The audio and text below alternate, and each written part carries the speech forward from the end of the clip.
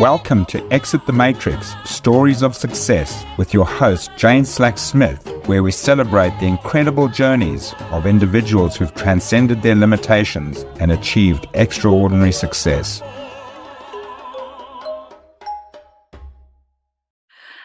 Hello and welcome to this episode of Exit the Matrix, a podcast dedicated to exploring life's most transformative moments.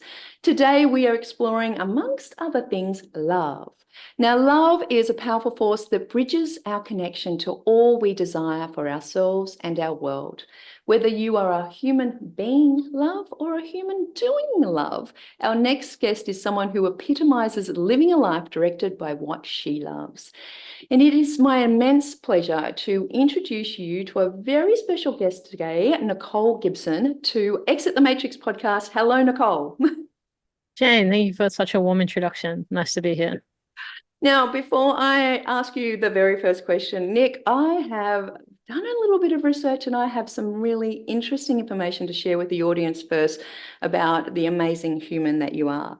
So Nick is an award-winning social entrepreneur, systems architect, author, and philosopher. She models how to live from a place of exponential growth in all she does, including in her Love Out Loud community.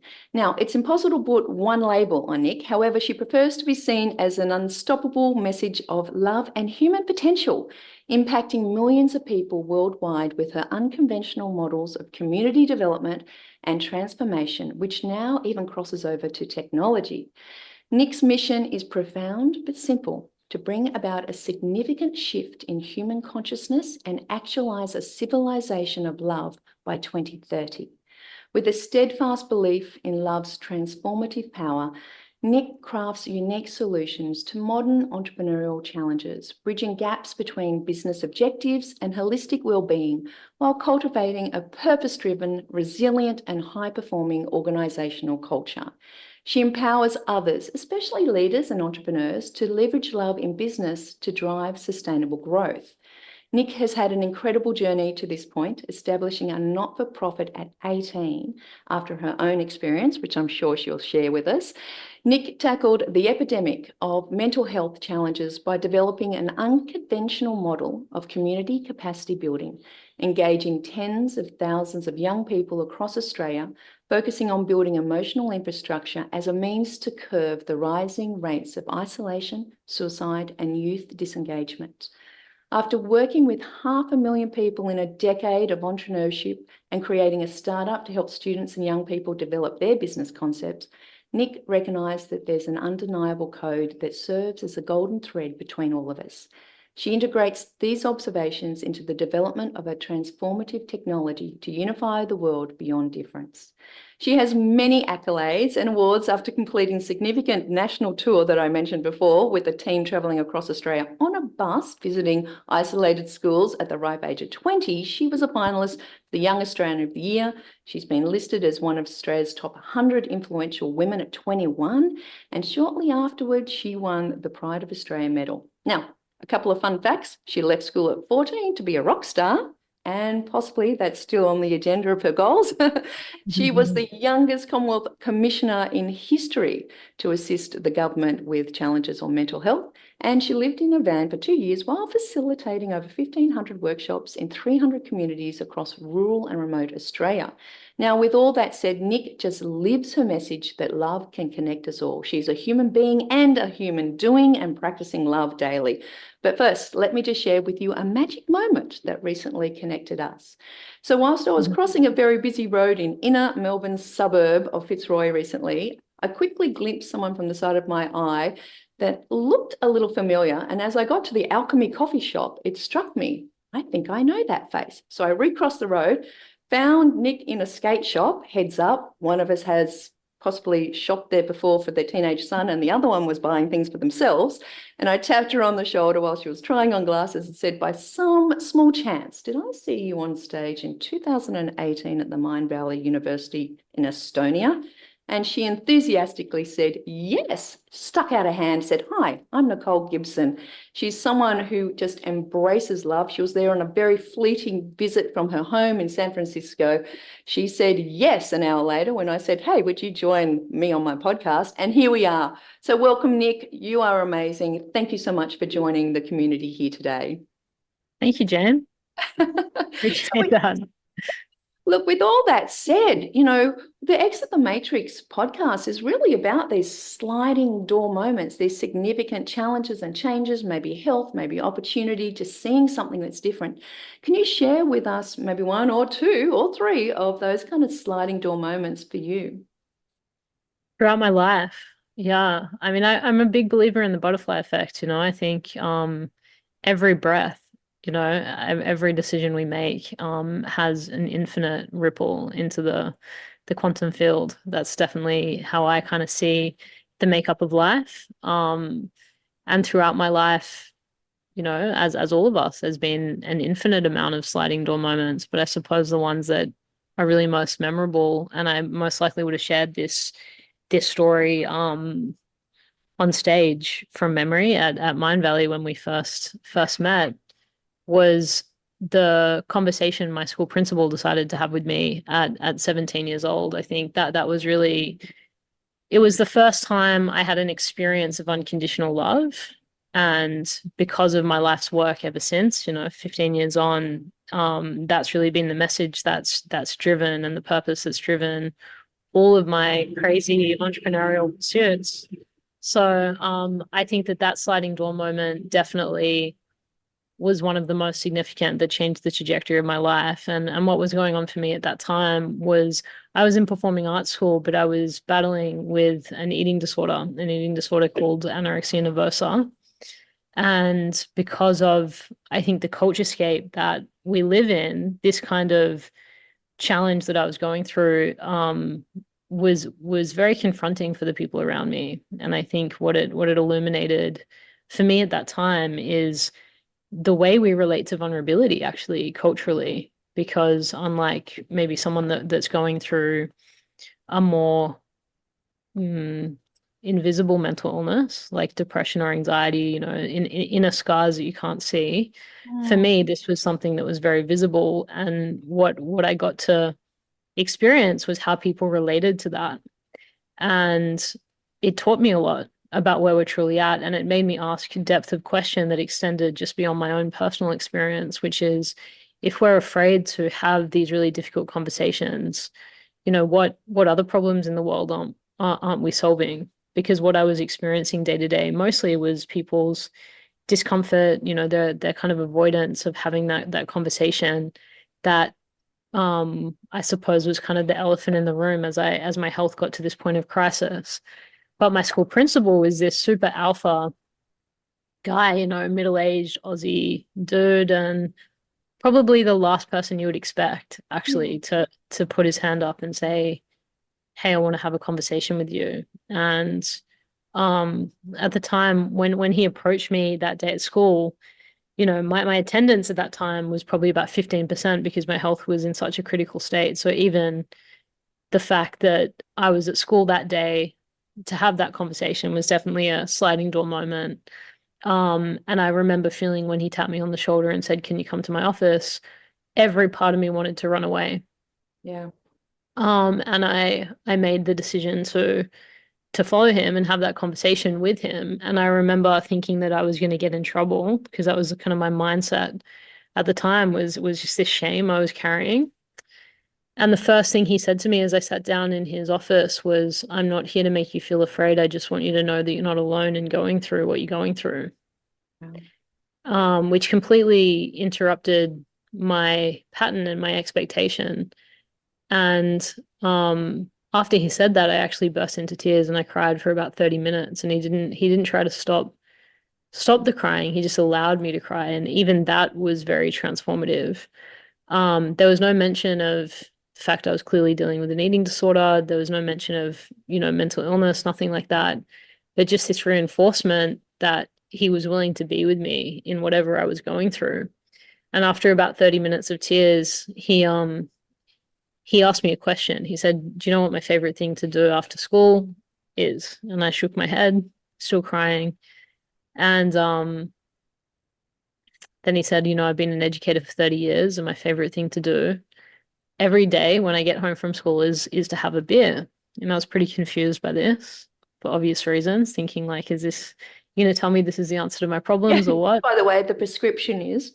Yeah, just have a beer. And no, that's not where he was going with it. He got out a piece of paper from his desk and he wrote on it as if it was like a contract. "I won't have a beer until you hit your weight target." And he signed it. And then he got a piece of sticky tape and he put it next to his desk on his wall. And I just remember looking at that and thinking, why the fuck would you do that for me? Mm. And he preceded that by saying, "I'm never going to understand what it's like to be a teenage girl going through what you're going through. But I know what it's like to be a human that's really struggling, and I know how it feels to be going through that alone. And you're not alone." And that conversation most likely saved my life. It definitely changed the trajectory of my life. But the path I was on was a path of slow death. And it was that belief and that love that gave me the strength to want to change. That's incredible, Nick. That the generosity of strangers to not just recognize the situation, but not try to fix or cure it and just give you space. I mean, you think Yeah. about in our daily lives, how much space do we give people to actually just be in their pain Exactly. and feel that? Tell me, that obviously changed as you said, the trajectory for you. You then went to living in a van. Like, how did that happen? There was, about 2 years between then and that time, but that was kind of day one in my recovery, right? So that day, it wasn't the magic golden bullet. It wasn't that, I woke up the next day and I no longer was unwell. It was a very arduous path to recovery, and I had to go through all the stages of recovery. And that was a very challenging period in my life. But it went from, I think, his willingness to be with me in that made it seem less like a clinical experience and more of a human one. And there were many times that I was sitting in doctor's offices and, waiting for appointments and being weighed and having my skin folds done and getting told by doctors that I was going to die if I didn't make change, and kind of being a number in the system. And it was his love that was the reminder of like, someone believes in me when I don't have the strength to believe in myself. That kind of got me through that. And as I mentioned, I was an aspiring performer, so the art form that I was training in was called Meisner, and it's a derivative of method acting. And Meisner, as a art form, basically says that you need to be 100% yourself under the given imaginary circumstances. So it's kind of a 180 on traditional acting, which is learning a character, learning the character's mannerisms, etc. This is who would you be under these circumstances? What would the most authentic version of you do and be? And what you learn through this art form basically is that we have all of these limitations, to your point, that create these masks in our lives and these identities, and actually we're none of those things. So it was a very powerful art form that actually was in many ways deeply spiritual, although it wasn't taught that way. It was definitely the catalyst of my spiritual journey, because I recognized that the things I judge in someone else are actually just a reflection of me. So there was an innate sense of oneness that I started to come to through that discipline. And I loved doing that work. And I was also developing this passion for helping people have a voice and, have their story be told when they were going through difficult things like mental health challenges. And so I wanted to kind of combine that passion with my talent. And that looks like basically facilitation. The work I was doing with Mind Valley was in a way kind of a derivative of that also. And I took the sentiment that I learned through art school and applied that in this community context. And it was radically transformative to give people these spaces where the mask was taken off and they could actually be authentic and real and tell the truth. And I think that's, you know, the biggest point worth emphasizing. When someone's really able to tell the truth, the healing power in that is astronomical, is kind of limitless. And that's what I was seeing time and time again. And I wanted to validate that, because I knew the impact that it had had on my life, and the space with my principal to be able to be honest about what I was going through in a practical sense with my mental health journey, how transformative that was. But the intent to tour and go on the road was to not tell people what the answer was, but to actually listen and see if some of these principles could have that same transformative effect on others. And it really was this, you know, amazing organism. That tour was called Champions for Change, and it ended up getting sponsored by Sunsuper, which is now the Australian Retirement Trust. But back then it was Sunsuper, so they sponsored that tour. Wow. And it became this 2-year tour basically, where we took those experiences all the way across Australia. Now, a quick word from our sponsor, Your Success Club. Your Success Club is a group of vibrant, abundance seekers. If you subscribe to exitthematrix.io, we are going to drop you into the club room, which has lots of goodies, resources, and a free gift just for subscribing. Now, back to the podcast. And I'm really interested. I mean, it seems to me like Miser is acting like yourself. Like it In the teaches most you to act like authentic. yourself. Yeah, in the authentic. In the most authentic, which is, you know, a lot harder. So like one of the drills, for instance, was our director would get us to stand in front of our peers in silence and not act. And if we deflected or acted, the time would start again. And, you know, it's the opposite of traditional actor training. It's stripping back. So when you're standing in front of a group of people who are watching you in silence, every defense, you know, comes to the surface. And all of your patterns, you know, the intelligent ways that we defend and deflect become really obvious. And so we would sometimes have to do that for 40 minutes, 50 minutes, an hour, until we got to this place of just, I'm comfortable being fully seen. It's interesting you say that, because we go back to the principal tapping you on the shoulder and saying, Nick, can I have a word? And you're going, the stories you're playing out, oh my God, I'm in trouble. This is in trouble. What's going to happen? What's going to happen? And when we stand in front of people as, you know, our authentic self, hopefully, we actually then slip into, oh my God, they're judging me, imposter syndrome. Who am I? I'm not enough. I'm not worthy. You know, what are they going to say? And so that's, I imagine, you know, turning up at schools who possibly don't have, you know, a lot of external, you know, facilitated workshops, etc. Was it presented as a acting workshop? Was it presented as a mental health workshop? Like, how did that conversation kind of break through the teenage barriers of, here's another, you know, wellness person sponsored by a super fund turning up to tell me something? It was positioned as motivational speaking.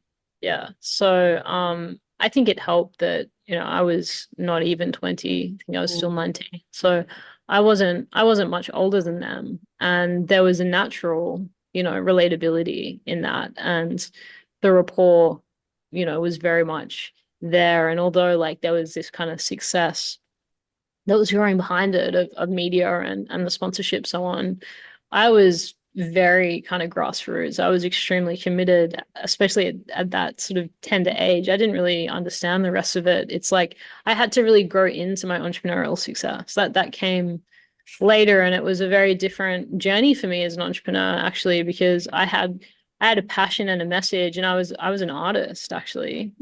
And the businesses I've grown were kind of built from the pursuit of that, and now I very much consider myself to be an entrepreneur. Like at the core, I feel that that's who I am in terms of divergent thinking and complex problem solving and systems architecture and risk appetite. Like I am all those things. But my first commercial company I only started 5 years ago. So my first company was a nonprofit. And we were doing nonprofit consulting, you know, and a few other things. So, I've really grown into the entrepreneur that I am today through, I think, quite an unconventional path. Whereas I noticed in the startup community, especially here in Silicon Valley, people want to be a startup founder. Like even if they don't have an idea, they're like, I want to create a startup. And that was definitely not my journey. I had to figure out how to grow a startup because there was a problem I truly wanted to solve. It's interesting you say that because, talking to a lot of people in the startup community, there is a degree of performance, right? There is this this act of Sure. Yeah. fake it till you make it. I've got a vision, and then there's often gets clouded by other personal needs and beliefs and things that they want to create and solve for themselves. So, although you were a performer to start, you probably actually joined a whole community of people pretending to be something that they're not. Well, Yeah. let me take you to I guess the next stage. You mentioned, you've started one company. I know that now you've got a number of things underway. Tell me, how has life changed and what are you creating now? Yeah, so I mean, if you had told me even, 4 years ago that I'd be developing a biotech company, I would have I would have thought that you were out of your mind. But sort of as mentioned, this obsession with solving this one problem, which I define as emotional incapacity, that's really at the core of everything that I've ever created, is that problem that I believe as a species, it's not that we lack emotional awareness a lot of the time, but we lack the capacity to be present with the spectrum of the human experience. And that's why we distract and neglect and avoid and hate and go to war, and I truly believe that if we were able to, with empathy and presence, be with the full spectrum of the human experience with understanding, we would have a very different world. But the pursuit to want to solve that problem in a more accessible, more scalable, quicker way, eventually did lead me to technology and asking the question, well, what if we could develop a wearable technology that actually measures emotion and quantifies emotional patterns? Could that at scale create the transformation that I was seeing, in the intimate work I was doing with communities, but actually even more effectively because it's with you throughout the day when a facilitator isn't. So that technology sits as a vertical under Love Out Loud. Love Out Loud started after I published my first book, which was called Love Out Loud. And we started growing kind of commercial verticals from professional development to retreats and content and education. And then 3 years ago, I started to pursue this technology. So it's been a really wild journey. It's been an amazing journey. I've learned so much about emotion that not even through my anecdotal experience, I didn't even get close to truly understanding the DNA of what emotion actually is through our research and development. I think those discoveries, I really believe, are leading edge. And I'm extremely excited, to be where we are and in this space and in Silicon Valley, because I think, the emergence of artificial intelligence needs this influence more than ever, which is a whole Human touch. whole other conversation. And it was interesting from a kind of transition of identity. I had a lot of people kind of give like not necessarily negative, but they were very uh interested that I made that shift into technology because they saw me as a humanist, and then I became a technologist. And I think there's a message in that I want to emphasize to your listeners as it relates to the matrix. I think part of the matrix is overly identifying with anything. You can be many things, and your unique worldview can be extremely valuable in an area that you have never considered. My deep insight into human behavior was the very thing that gave me the lens to be able to create a breakthrough technology. But if I had listened to the people around me at the time who were saying, "You're not a tech founder, like why would you pursue tech? You literally have spent your life doing the opposite of that," then I never would have been able to kind of reach my potential in those ways. And that's a game I love playing with myself and life is, what's the most outlandish kind of thing I could be? And could I have the audacity to actually pursue that and embody that. Well, Nick, I can say just listening to you, you do have the audacity to actually follow those impossible threads and connect humanity. Just finally, I would love to just understand a little bit more about the 2030 goal, Love Out Loud, and the technology. The bridge there is obviously awareness. Is that what's leading us? Yeah. So again, that's a really big conversation. So I'll try to simplify it. I think at a first level, building technology that for the first time in history can quantify something like emotion is a really, really important foundation across the board. And obviously, in a commercial sense, we're focusing right now on our go-to-market in particular verticals like mental health, like behavioral health. We're going to work with first responders who want insight into their kind of emotional fluctuations throughout their work because of things like PTSD and burnout. But the application beyond what our immediate focus is as a company, I believe, is truly infinite. Like, what if you could actually develop a currency through the quantification of emotion so that we could actually get closer to a authentic bartering system, because we can quantify the energy input versus output and use something like blockchain and smart contracts to actually trade on that level. It could also be used as something like a self-sovereign identification system, which could act as a new world passport. Things. Yeah, so it's a foundational. I believe what we're creating is a foundational technology that will go on to kind of be the foundation for many other breakthrough technologies. And yeah, I mean, I could talk about this for the next 5 hours, but I believe to create a new civilization, basically, we need to focus on economics, health, education, technology, and governance.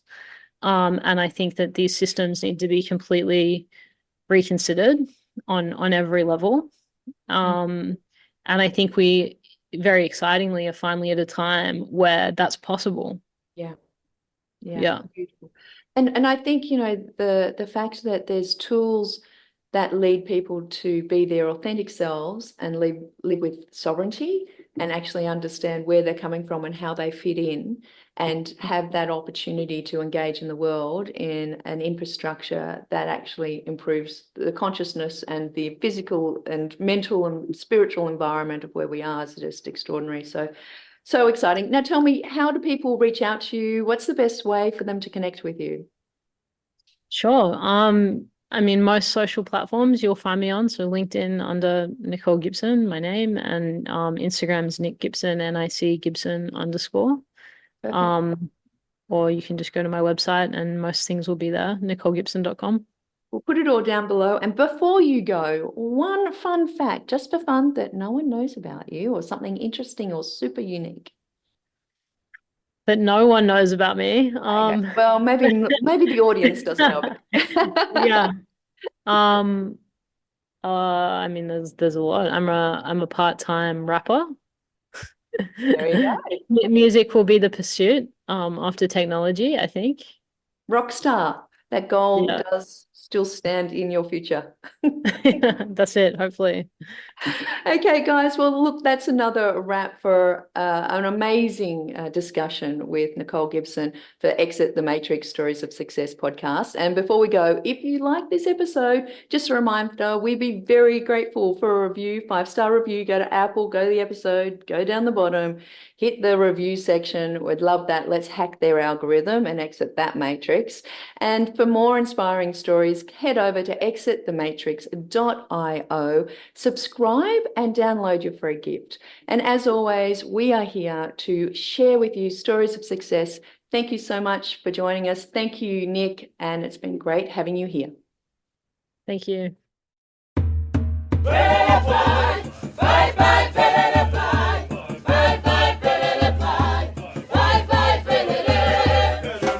Thank you for listening to Exit the Matrix, Stories of Success. Make sure you subscribe to future episodes at www.exitthematrix.io. Until next time, here's to your success.